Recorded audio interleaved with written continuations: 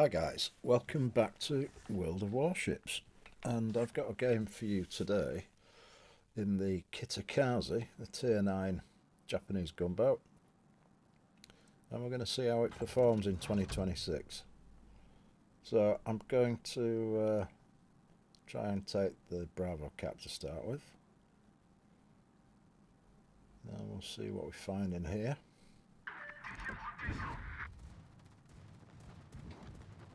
Almirante Equendo pushing in rather aggressively. I'm in division with a couple of teammates, so I've got plenty of confidence to smoke up here and push forward slightly, quarter speed, to extend the smoke screen a little bit, because it's quite important that you maximise the size of your smoke screen, which it can help against incoming torpedoes somewhat. You can kind of manoeuvre. The Equendo, however, doesn't want to be set on fire, and we've got some incoming torps, so I can manoeuvre out of the way of those reasonably easily. If you're firing from smoke, always keep your boat moving, right? Either forward or backwards. And that way, you're less likely to eat the fish, because, as we all know, smoke screens are a torpedo magnet. So Mr. Posh Martin gets the kill on that ship in his Valparaiso.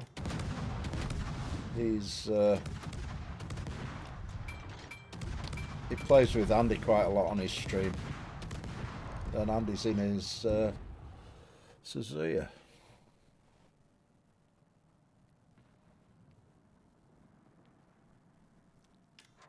So we shall try now to take the cap, and then we can move on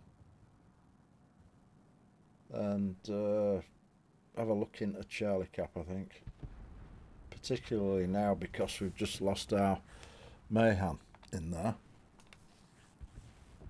We're sailing far too close to a Christopher, very dangerous gunboat.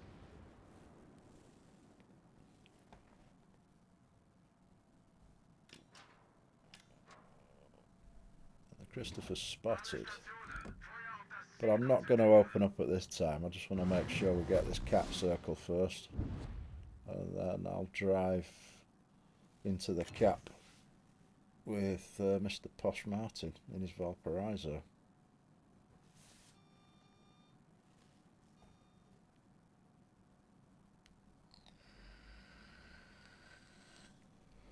Need to put a bit of pressure on the enemy team at this side. I think our team, they're kind of holding their own on Alpha Cap, but we need to make a difference here and get some more points on the board. We've got a little bit of a lead at the moment,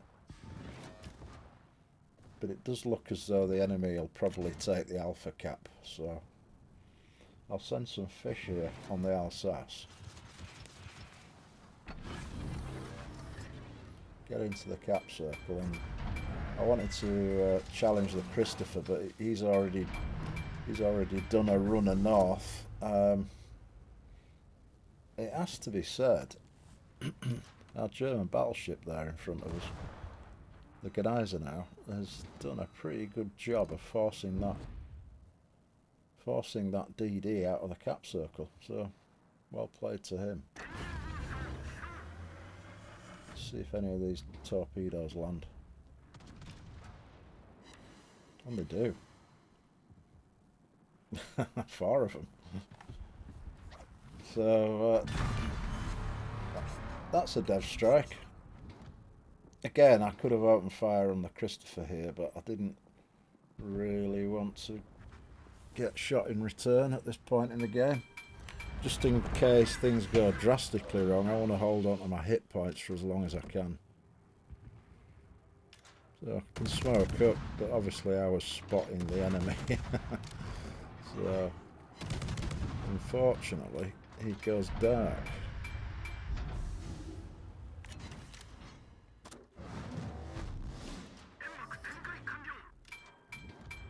But we get a bead on him once again.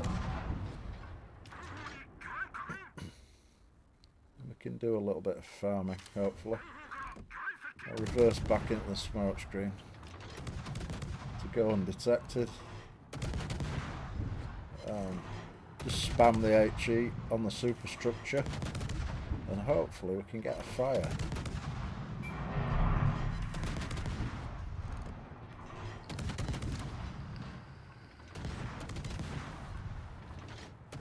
I absolutely adore this gunboat. The initial shell velocity on Kitakaze is very good. But at further ranges it becomes a little bit more difficult to get all your shots on target, but at closer ranges it's quite devastating. Christopher needs to go at this point, so I shoot at him in the smoke, he shoots me and does a significant amount of damage to me there. He did what? 5k I suppose with his sap shells, but at least we've managed to eliminate the Christopher. So now we can turn around and drive back into the B-cap. Mr. Posh Martin's on his own in there and he's getting torpedoed, which isn't ideal at all.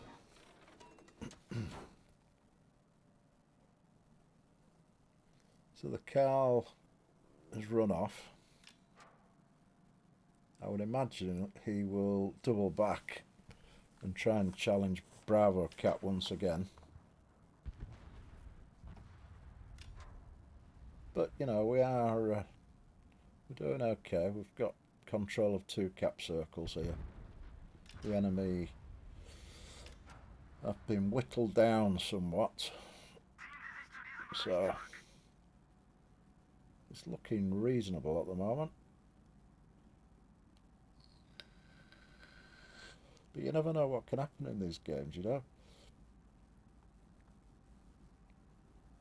If my team pushes in to the enemy and they're in a good defensive position,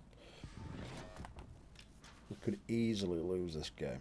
So caution is the watchword here.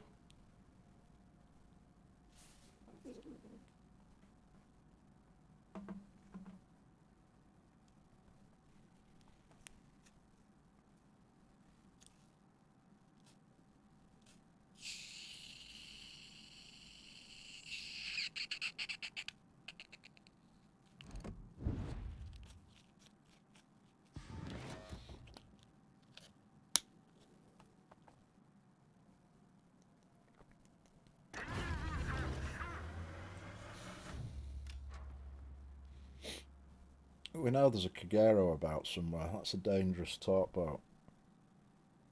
And he's, you know, he seems to be fairly effective. And there are his fish. So he outspots me by 0.5 kilometre, which is significant. Is it 0.5 or 0.4? Anyway, he outspots me.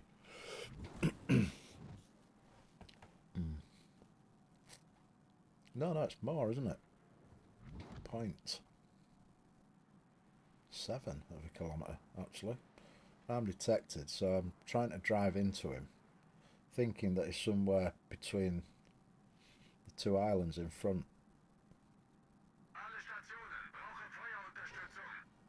And he's being cautious. Obviously because I'm spotted, the Johann's taking a punt at me and he manages to shoot me. Still detected. And there's the Kagero. And I think every man and his dog at this point knows exactly where I am, but I think it was worth the risk here just to put the Kagero under a little bit of pressure. Even if I take quite a lot of damage at this point.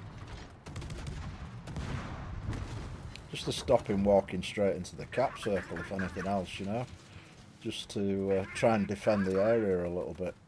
And I know there's 2 cruisers behind the island on the right hand side here.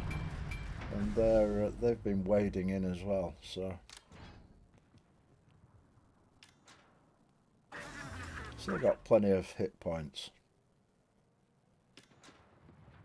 But it was worthwhile knowing kind of where that Kagero was.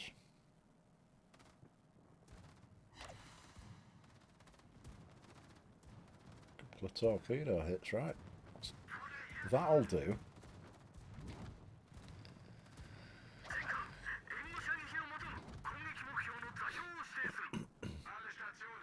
And the Carl goes down to Andy's shots, which is great. I didn't think he'd walk into those torpedoes, but he did. So that's good. So that's a powerful ship out of the way. 7 Provincienne behind the island there. But the Kagero is still at large, and he's killed off our Z-23, which is a real shame, because the Z could have been very useful with his hydroacoustic search.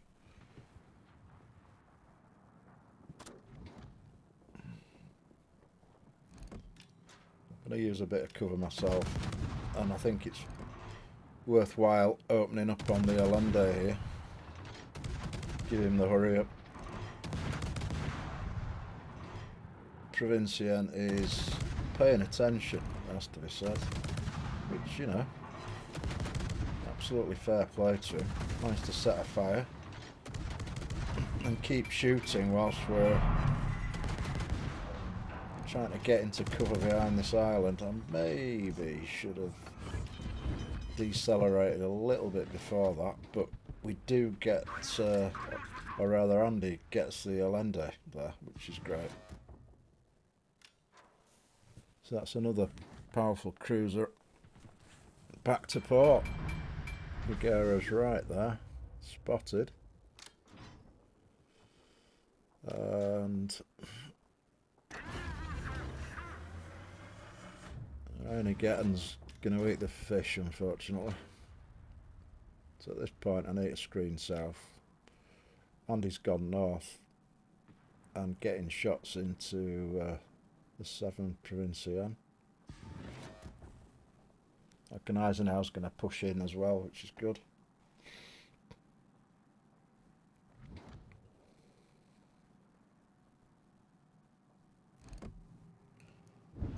Yeah, he's taken quite a lot of damage.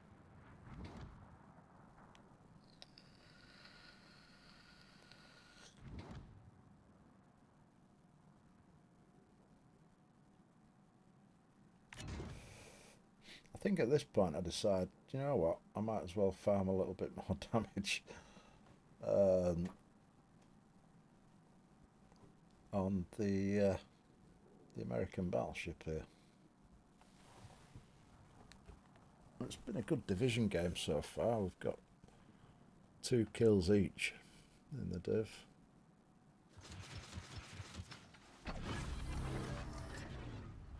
I'll send the torpedoes early.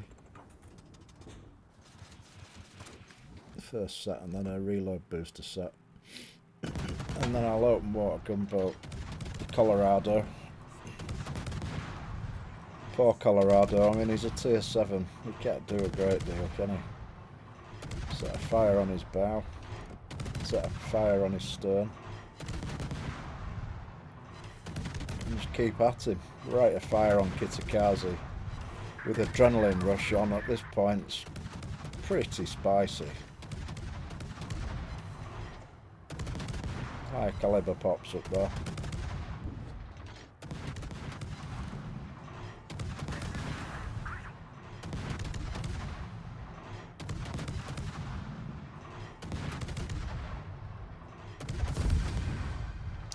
And he goes down, and that's the victory.